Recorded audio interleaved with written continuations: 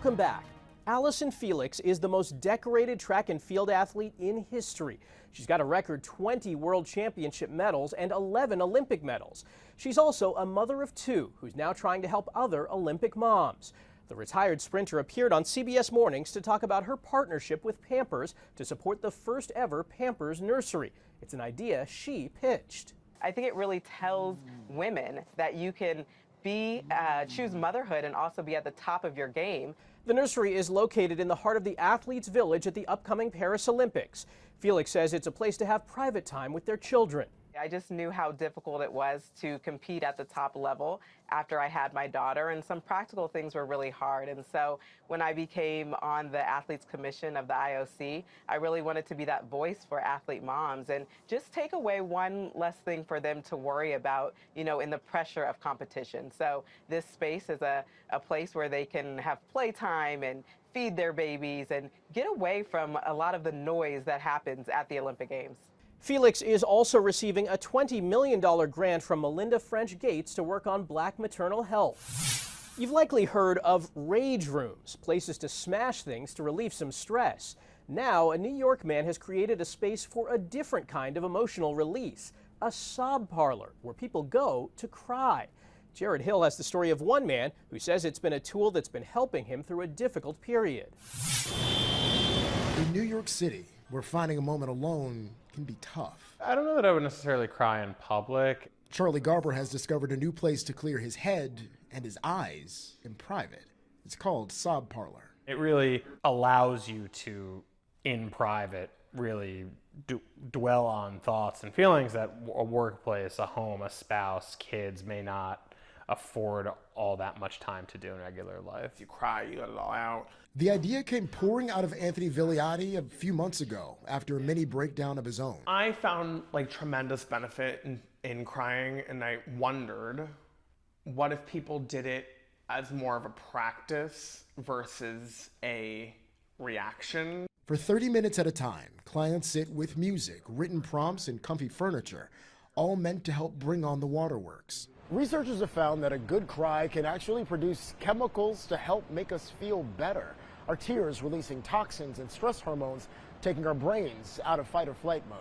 Reducing heart rate, allowing someone to relax, allowing them to calm down. So for some, crying can elicit that response and feel like a relief. Grace Tworick, a clinical health psychologist with the Cleveland Clinic, cautions against only releasing negative emotions alone. I think the biggest thing is having a space to talk about the event, process what's happening, and perhaps gain some understandings. Sob Parlor has been a tool for Charlie while he navigates a rough patch. This has been an outlet for us to get past that.